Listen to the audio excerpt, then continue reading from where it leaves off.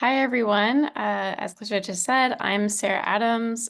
Just wanted to give a shout out to the library staff for accommodating a virtual presentation. I'm sorry to not be there with you in person. I am a master's student at UW and I had a thesis meeting this evening and I could not battle the traffic to get down to Olympia in time.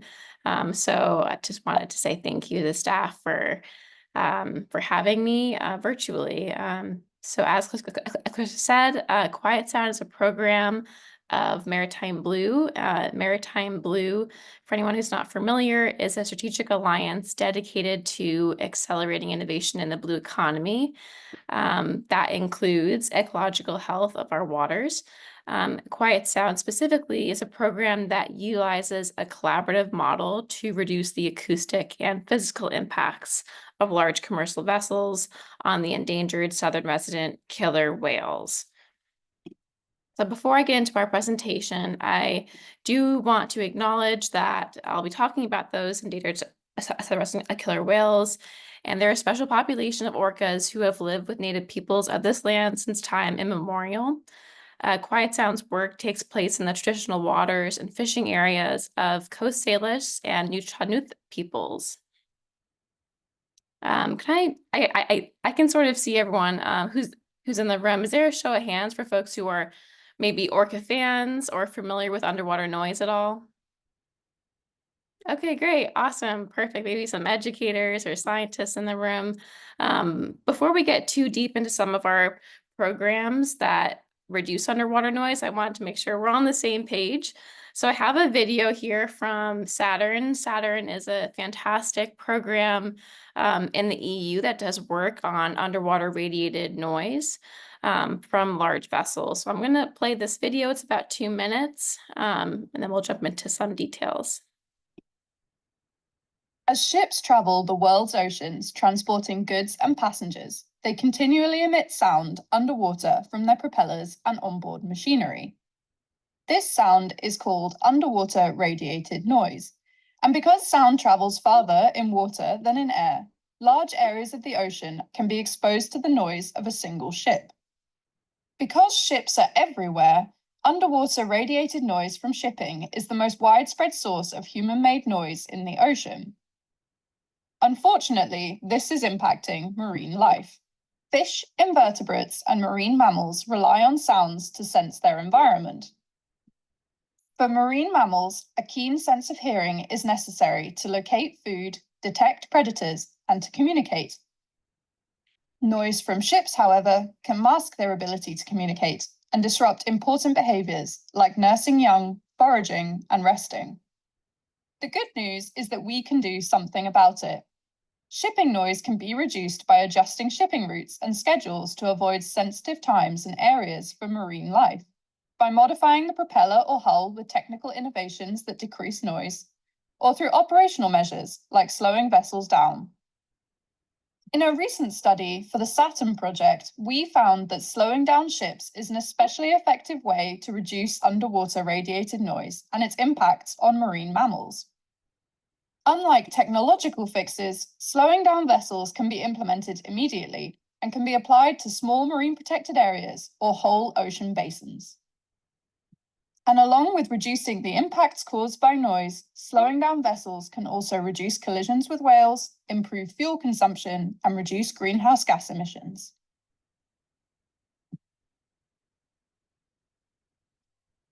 Awesome. I just think that's such a great summary of what we're doing and why, and it softballs me the As chance. ships travel the world's oceans, There we go. Softballs me the reason for why we do slowdowns. So again, just to reiterate, underwater noise is really harmful for killer whales. It masks their ability to echolocate. It's often occurring in the frequencies that they use to communicate to each other, to find their food, to navigate through the waters. So it's basically it's comparable to humans operating without sight. It's just a very critical sense for their livelihood. So the video mentioned how the vessels can mask these calls. So I thought it'd be fun just to show you some of the calls of our local residents. we have some, this is for J-pod, K-pod, and L-pod. Say that one more time for J-pod, that's their favorite call. This is on a website called Orca Sound, for those who aren't familiar. These are great partners of ours. They operate a series of hydrophones in the Puget Sound.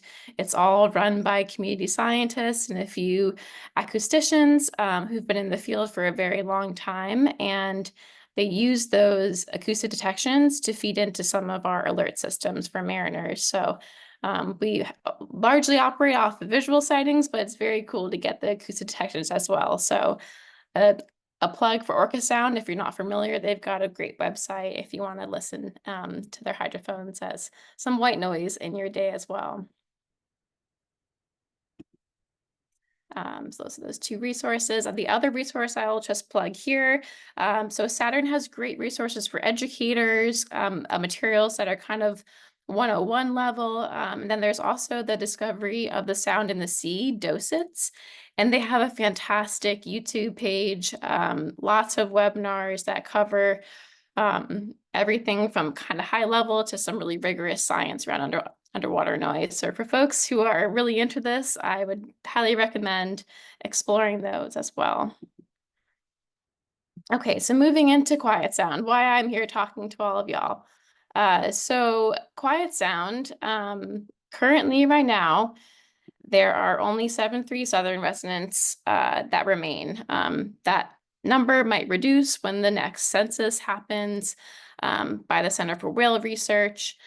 In 2018, Governor Inslee, cares a lot about orcas. He established the Governor's Orca Task Force. That task force then identified 3 major threats to SRKW recovery. The first is prey availability. We know that Southern residents prefer those Chinook salmon, which are unfortunately also endangered. So they have a limited food source. The water quality for marine mammals, the toxins bioaccumulate. So some of you might remember there was a calf born last year that unfortunately did not survive. And the hypothesis there is that it had bioaccumulated the toxins. And so it's sort of nature's way of kind of getting it out of the mother so that she can have another healthy baby. And the last threat here is vessels. So underwater noise, general presence as a disturbance, and also strikes. So quiet sound was born out of these recommendations to address underwater noise, specifically from large commercial vessels. We were founded in 2021, which means that we're not that old, actually, only a couple years old.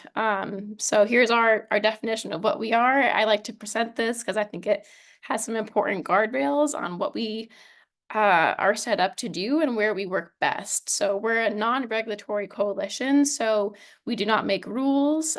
We operate by an all-carrot approach. So that means all of our programs are co-designed with the people that are going to be impacted by them, which turns out makes things work a lot better than potentially a regulation in this space. We focus on the acoustic and physical disturbance from large commercial vessels. So we don't deal with fishing vessels and we don't deal with recreational vessels. There are already rules and regulations in place for those folks. And we focus specifically on the southern resident killer whales in Washington state. So those are kind of our guardrails around our programming and how we can make the most impact within those parameters. Currently, right now, Quiet Sound is focusing on sort of two levers for impact. The first is voluntary commercial vessel operational measures. So plainly speaking, that's what we can ask large vessels to do today. That does not include how to change the design of their vessels, but things that they can do operationally. And then the second bucket of work is looking at detection and of the orcas in the water, and then alerts to commercial mariners. So increasing the situational awareness of orca presence so that when transiting the waters at the same time as them, commercial vessels can act appropriately. So I'm going to talk a little bit about part of that first bucket, voluntary operational measures, about our slowdown program. The slowdown is our flagship program. The first slowdown happened over the 22-23 season. Last year was the second season, and right now we are currently halfway through our third slowdown. So again, kind of a new program, still making adjustments to it to improve its impact. So a little bit about the slowdown. What is a slowdown? It's a voluntary initiative where we ask large commercial vessels to reduce their speeds when they're transiting through a defined area in Admiralty Inlet and North Puget Sound. By slowing down, large vessels can reduce their underwater noise pretty significantly, and that improves the habitat for the endangered southern resident killer whales. Why do we do a slowdown? In that video mentioned, you could also reroute traffic. In the Puget Sound, we're working with pretty narrow waterways, and as you can see here from AIS, overlapped with NOAA's critical habitat map, our major traffic lanes overlap significantly with that habitat. So there really isn't an option to laterally displace or reroute shipping routes. They're going to be occupying the same space. So the best we can do is ask ships to slow down. As I said, the noise from ships is really harmful. The noise predominantly comes from propellers, what's called cavitation. That's when the propeller spins, creates bubbles. As those bubbles collapse, it creates noise that propagates through the water, as well as onboard machinery from the engines. Do you have a recording here of a container ship passing a pod of orcas that I would love to play? 1 second to navigate down to that. Maybe not.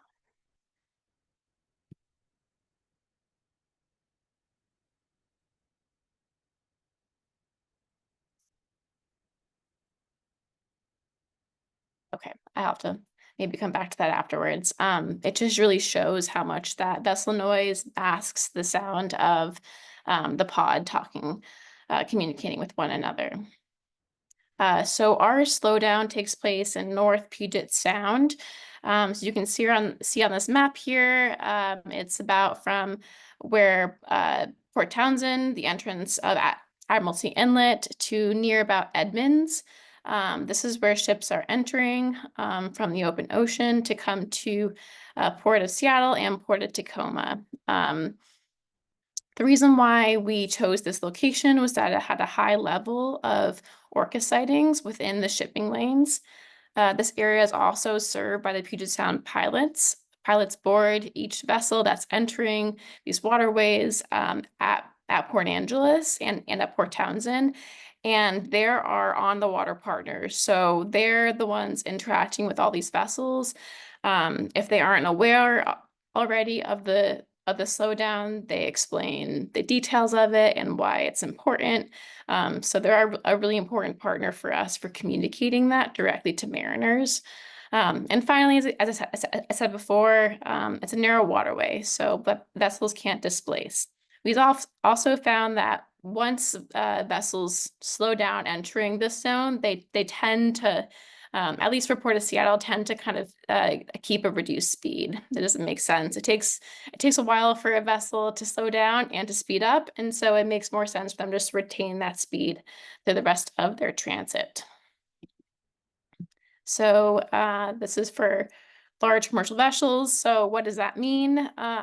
We have a few different speed target suggestions.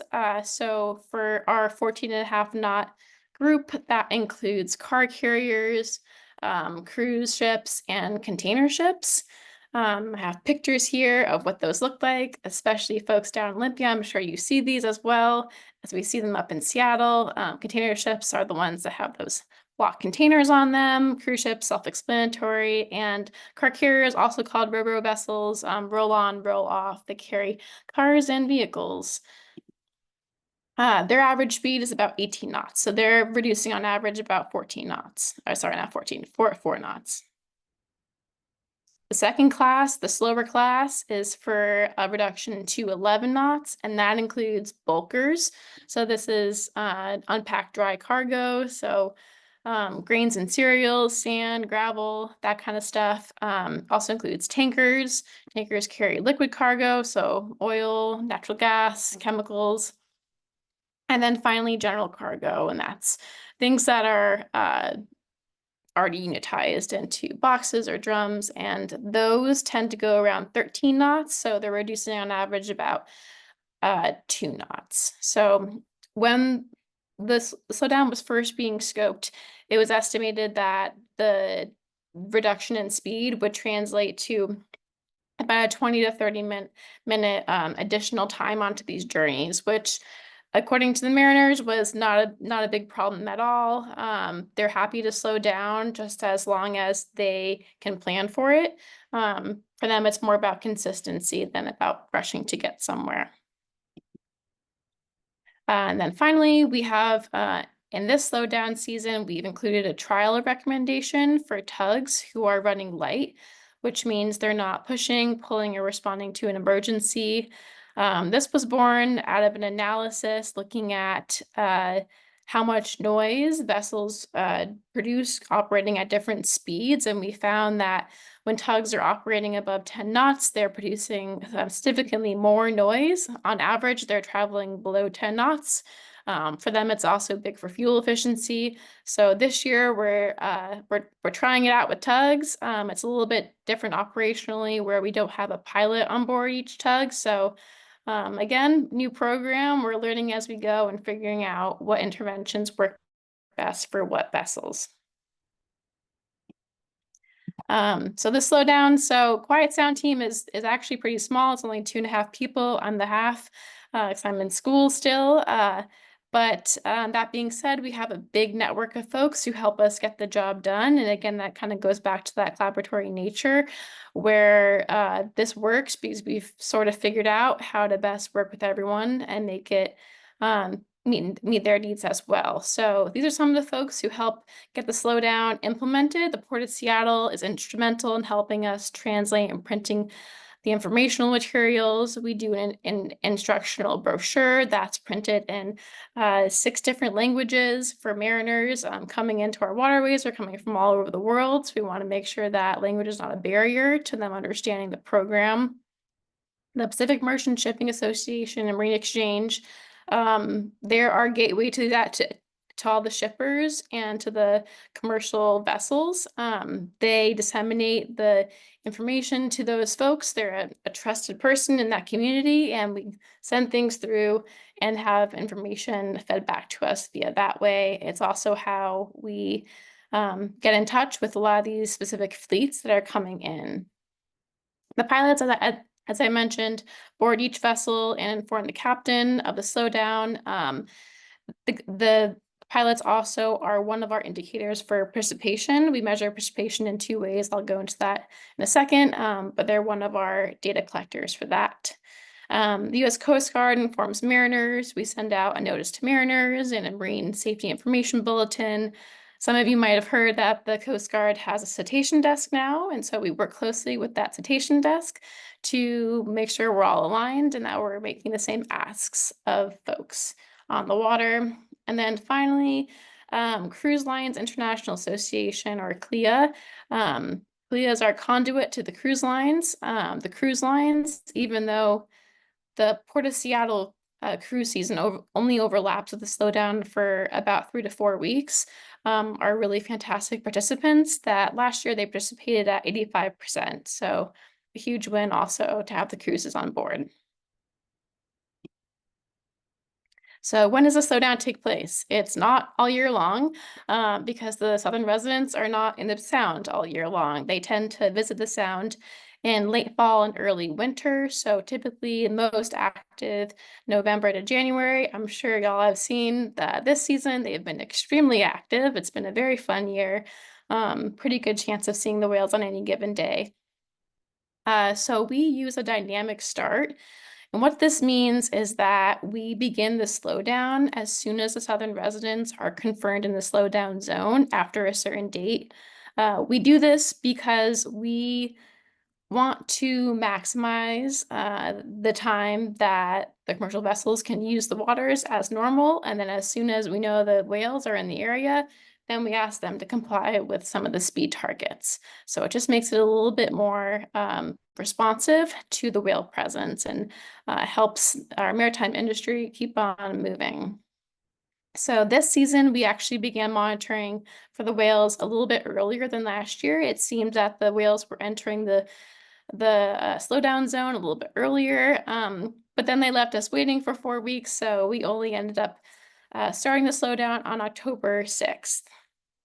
The slowdown will run until mid-January, and that's partially due to whale presence, but also because we deploy a hydrophone, which is a passive acoustic recorder or an underwater microphone in the sound, and we have to remove that in mid-February for when all underwater work must be completed. And we want to collect 4 weeks of baseline data after the slowdown to make sure that it's having the effect that we think it's having.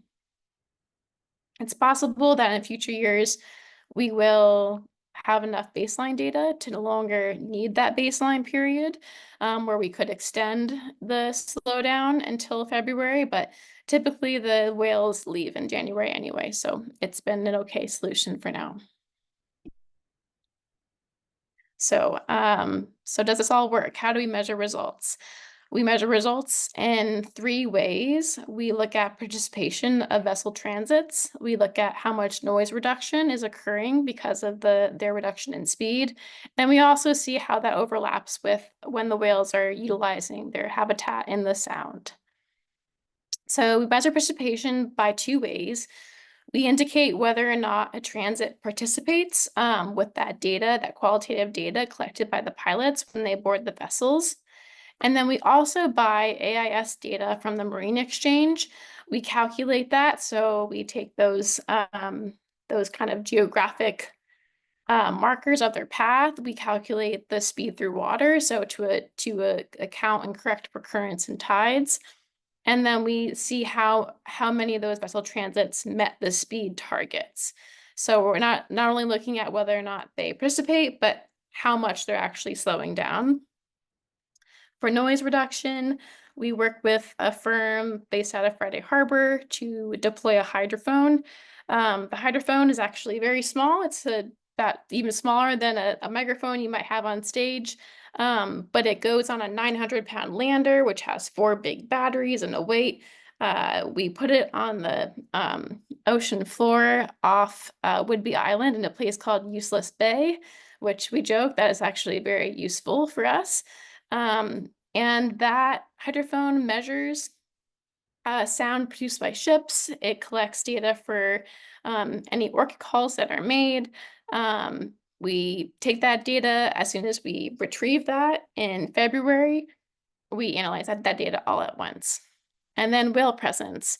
Some of you might be familiar with Orca Network. Orca Network is a fantastic visual sightings network. They're absolutely instrumental for us knowing generally, not even quiet sound, but anyone who's doing orca research in the Puget Sound, where the whales are. They have a dedicated staff who make note of visual sightings and input them into systems that we use to alert mariners. So we look at Orca Network's data to see how many days the whales were here during the slowdown. So let's talk about some results. So last season, slowdown wrapped up January 12th of this year. It was the second slowdown season, and across the board, we saw improvements from the first trial slowdown in 2022. Overall, 71% of transits reduced their speed. Overall, 59% of those met the suggested speed targets. So that means that over the slowdown period, 562 transits reduced their speed. We're pretty happy about that number. The whales were not in the sound as much as they were this year. Last year, they were only in the sound for at least 20 days. The caveat here is that, again, that's relying mostly on visual sightings. A lot of work is being done in the community to build out the hydrophone network in Washington State so that we can, and even the thermal imaging as well, so that way we can know when the whales are here, even when it's cloudy or it's nighttime. That's something that folks are actively working on. So at least 20 days last year. This is comparing the slowdown metrics from our first trial year in 2022 to last season. So you can see an increase in the number of vessel transits that reduced their speed. The slowdown length was also a little bit longer because the whales arrived a little bit earlier. And the big number here is that the noise reduction that we saw because of the vessels slowing down increased. So last year, underwater noise was reduced by 3 decibels, which represents a 50% reduction in noise intensity. So by having just a little bit over half, 59% of vessels meet those speed targets, we saw a 50% reduction in underwater noise. We are thrilled about that result. That's huge. More so, we saw that the slowdown provided the Southern residents with 72 additional minutes of quiet time. Quiet time is what we consider when noise does not exceed 110 decibels. 110 decibels is based on research coming from NOAA that's essentially says that over 110 decibels, the foraging activity and communication activity of Southern residents significantly reduces. So we're sort of using that as as a way to say that we added about an hour more of quiet time to the Southern residents' days. Again, looking at the whale presence. So again, we want to make sure that we're implementing this when the whales are actually active and utilizing the habitat. So you can see that the whales left in January and then they came back in February. Generally, they were here for a good amount of this time. It seems like forever ago, but last December, there was also a week-long foray where J-Pod's calf was birthed in the slowdown zone. That calf, unfortunately, did not survive, but we were happy to see the pod utilizing the habitat when it was a bit quieter. This is just kind of their presence by pod. J-pod seems to come into the sound more frequently than the others, but we always appreciate a super pod event as well. So I'm gonna talk a little bit about the slowdown season this year. So this slowdown is currently underway. It began on October 6th, and it'll go through January 12th. We deployed the hydrophone the week of October 20th in Useless Bay. Again, that measures the changes in underwater noise that we see as a result of the slowdown. And as I'm sure any orca fans here know, that the SRKW have been very active in Puget Sound this season. They've, for a while, I was keeping track on how many days in a row they were here, and then it just kept on going. So we're at least 47 days since the slowdown began, but that number is probably higher. I need to go back through my Orca Network Facebook posts and see. And so far, we're at a cumulative participation rate of 69%, so just a bit below last year. So we're pretty happy about this. It's the chum, but we want to make it easier for them to find that salmon. So reducing speeds, and it's an impactful message to the mariners when the orcas are so obviously present. So this is kind of looking at all 3 seasons together. Again, this slowdown will be the longest slowdown we've had to date, again, just based on when the Southern residents entered the slowdown zone. And we are going to be breaking records on orca presence, already far beyond what we saw in both seasons, and are only halfway through the slowdown. So continue to add those up.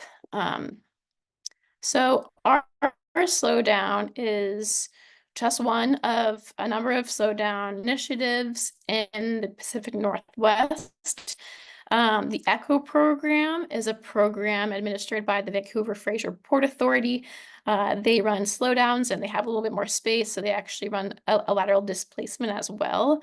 They just celebrated their 10th anniversary, but they've been critical partners, thought partners, logistics partners in helping us set up our slowdown. That's been really helpful to have a model to kind of base ours on. But also, the whales don't know borders, and we need to be responsive to that. So critical habitat extends beyond the Puget Sound into Canadian waters. And then in terms of mariner communication, our vessel speed targets and vessel classes are the same as ECHO's. We tried to align our communications as much as possible, knowing that for folks coming in from other states and countries, they just want the information. They don't need to see piecemeal things. They want it to be all aligned. So doing our best to make it as user-friendly and easy to understand as possible. So you can see this purple down here. This is our slowdown, our Admiralty Inlet slowdown. And then up here are the slowdowns for the ECHO program in Canadian waters. So lots being done. There's a number of vessel voluntary slowdowns in California and on the East Coast. So this is data from the Center for Whale Research. They are the folks who do the census for the populations. And as we've sort of seen a decline in the population, it's never a positive thing to see, but we're feeling hopeful that we're increasing mariner awareness and reducing underwater noise, doing our part to make the habitat a little bit of a friendlier space for these whales. There's a number of other people working on prey availability, the salmon, and the water quality as well. So just doing what we can to quiet those waters.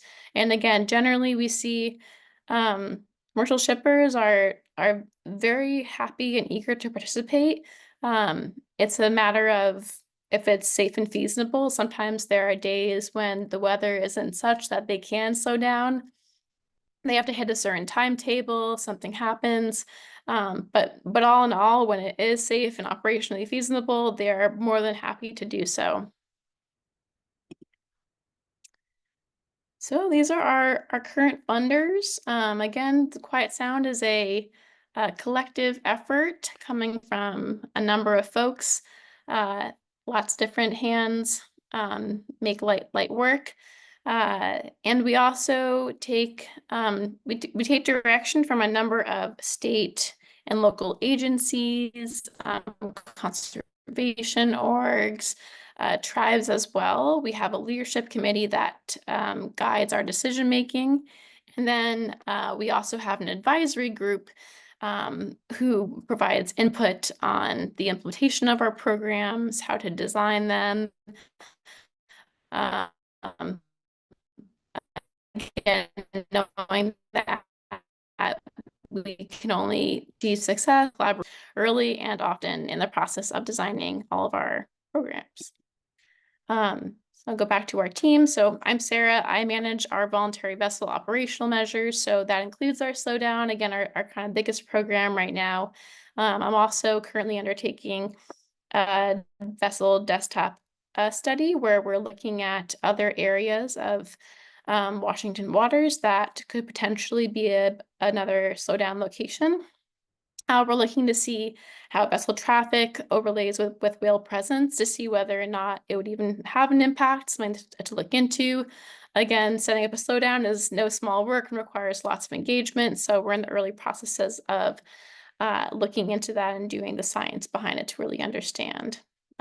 Gonzalo here next to me, he's a program manager for our whale detections and alerts to mariners. I didn't talk about it much in this presentation, but another big body of work is supporting what's called the RAS, the Whale Report Alert System.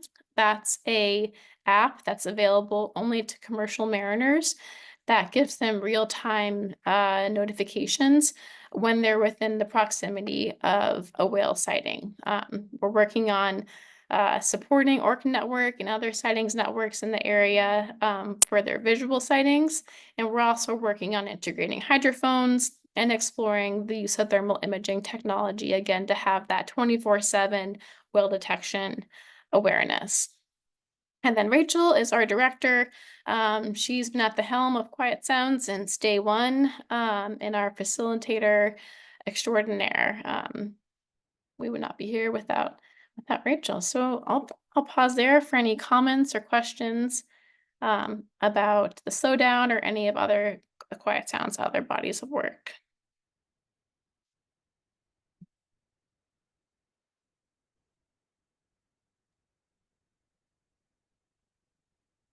Thanks, Sarah. Anyone have any questions right off the bat? Gotta ask. Okay. Are you aware of any similar programs being either planned or like in the process of being implemented in other states like Oregon or California? Could you hear that all right? Yeah, I did. Yes. California has a number of voluntary vessel slowdown areas. One of them is in regards to their Channel Islands Marine Sanctuary. Their slowdown programs are administered also through the Port of Long Beach, San Diego. They work in partnership with NOAA on those, and they have a program called Blue Whales, Blue Skies. And that's an incentive-based program. Because their slowdowns are administered by the ports, they have grants that then sort of bundle whether or not shippers participate in the slowdown, but also California has a number of air emissions regulations. So it's kind of combines those programs into one, and then they can get reduced dockage fees. And they also do a bigger recognition program. For us, we're not administered by a port, and the recognition that we do for people who participate is if they give me their IMO numbers, I can calculate their fleet participation, and then we make them a certificate, and they can use that in their materials and kind of look at how they're increasing over time. And we've found that that's kind of that's a great incentive for folks. It's just the recognition and knowing what the impact they're having is. So yeah, California has a pretty robust, but also it's lots of different parts of it, depending on the port who's administering it. And they don't, if I'm correct, most of their programs are focused on shipping containers only. I think ours is a little bit more comprehensive of all large commercial vessels. The East Coast also has slowdowns. Theirs are, I believe, mandatory because of the right whale. And then finally, Canada has a bunch of those, and they also lump the slowdown participation in with a few other environmental incentives in their Eco Action program. So yeah, there's a smattering of of slowdown programs depending on who's administering it and what kind of authority they have and who's calling their ports mostly. Nice. Yeah. Question over here. How do you deal with the ships that choose not to participate in this noise reduction? Is there anything you can do other than sort of begging them to please come on board? Yeah, no, it's a great question. And none I'm always trying to crack. The first part of it is figuring out the data that comes through AIS is not attached to specific companies. And when you have 1,000 transits kind of going through, it's sort of kind of hard to figure out. Sometimes it's pretty obvious in their name, but sometimes it's not. And so that's why we really rely on that carrot perspective of, hey, if you want to know your fleet participation, then I'm going to have to know which vessels are actually yours. And from then I can start conversations on like, oh, so you had 30% participating, like these are the vessels that didn't participate. And we often find from those operation managers, they are curious and they want to know. So for us, that's been really helpful in sort of even figuring out which vessels are not participating and understanding at the operational level why or why not.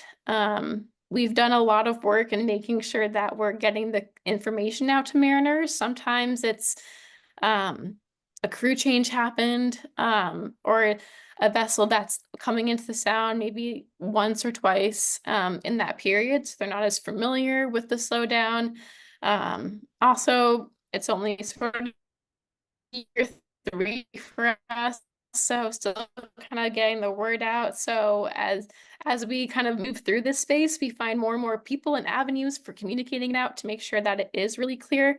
And then sometimes it just doesn't work for schedules, and we have to having a voluntary program where we're seeing 70% participation without a financial incentive feels like a pretty big win. And so there has to be a little bit of a give and take. But whenever we have the opportunity to kind of double click into a certain company or a fleet, where they're willing to have a conversation with us, it's always really helpful. And there's usually a conversation that can happen. And then finally, I'll say, a lot of these companies are competing with one another, and no one wants to be the whale bad guy. So I think like we really highlight the folks who do well, and hope that their, comrades want to also be acknowledged for their good work protecting whales. Are you seeing any trends in which ones are participating and which ones aren't, if it's all one company, or is it, like you said, based on the weather? Yeah, that's a great question. I'm gonna stop sharing so I can look at my, I can kind of read the, there are definitely folks who we see, or companies rather, that we see participating more than others. And it's typically the ones that we do have those closer relationships to, or ones, frankly, that have a stated environmental ethos of wanting to have a positive impact on the waters that they're operating through. I'm trying to pull up participation by vessel types. I think this is also interesting. So granted, cruise ships only participate, their cruise season ends the end of October. So they're only overlapping for about a month, the slowdown, but they are our highest participants at 84%. Which you can imagine, it looks really good for a cruise line to be doing whale safe actions. Our lowest participants generally as a vessel class are general cargo. But then otherwise, we see pretty much the same across the other categories as well. So my thesis research actually is looking into the factors that motivate whether or not to participate in the slowdown. The shipping world is a deeply complex world with different kinds of agents and folks who are getting their business. And so I'm undertaking the work to figure out why or why not. There have been some research done by the ECHO program in Vancouver, but also all the programs in California do also focus on the co-benefits a lot. So looking at whale strike risk reduction and also air emissions reduction and also fuel consumption. And those are all, I think, levers that would be very impactful to understand and quantify. It's one thing to say it reduces air emissions, but I think it's a lot more impactful to know exactly how much reducing your speed could. But so yeah, things that we are hoping to do in the future and to quantify to entice more folks to participate. For Southern residents, whale strike risk is not as much of a concern as down in California where they have the blue whales. The Southern residents are rather fast, but yeah, so I think just really trying to disentangle different motivations, different levers for impacting these different classes that are participating, and then really articulating the benefit to the whales, but also to their bottom line and to the communities surrounding the slowdown areas. Any other questions? What was the name of that cruise line again? What was the name of the cruise line? Oh, they're all lumped together. We work with the cruise lines. What is that? It's the acronym is CLIA, and they're basically the association that manages the cruise lines coming in and out of Seattle. Let me try to pull up that. Cruise Lines International Association. Yeah, there's a number of cruise lines that come in, Carnival, Princess. Yeah, I'm sorry, I lots of thought them. there was a certain cruise line that had the best rating for cooperating. Oh no, no, we haven't disaggregated the data to that level. We just have cruises at 85% generally as a category. I have another question. It's very interesting to hear that you're succeeding quite admirably with the volunteer perspective on this, but I'm wondering how you're going to get 100%. And I'm thinking, what about our state legislature simply creating a mandate that by law, all of this shipping must follow these guidelines? You mentioned that on the East Coast, it is mandatory because of the right whale, which are endangered. Aren't our orcas endangered as well? And couldn't that build a good case for just across the board, not letting anybody slip through anymore? Yeah, I think so the East Coast programs, while they are mandatory, they have lower participation rates or compliance rates. I think there's something to be said about sometimes industry's reaction to a regulation versus an initiative they can voluntarily opt into. For us, there's ways that we've designed our program that are only working to this rate because we work so closely and we have those personal relationships now and kind of understand. There definitely are times when they can't participate, so I don't know if we would ever actually get to 100%. The programs in Canada, which is kind of like our gold star, their participation rates are about 85%, but they also can offer a financial incentive. So I think before I went regulation route, I would think more about how we can increase recognition. I think the fact that we can get 70% by just having a clear program design and a PDF certificate is awesome. And if we can incorporate some sort of award ceremony or more press, I think we could get that number higher to 85. I don't know if we could ever get to 100 just because of logistics of the weather can get really nasty outside of Admiralty Inlet this time of year.